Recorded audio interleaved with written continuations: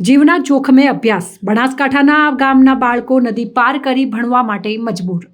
દાંતા તાલુકાના તારંગડા ગામની પ્રાથમિક શાળાના બાળકો અને સ્ટાફ બંને તકલીફથી જજુમી રહ્યા છે।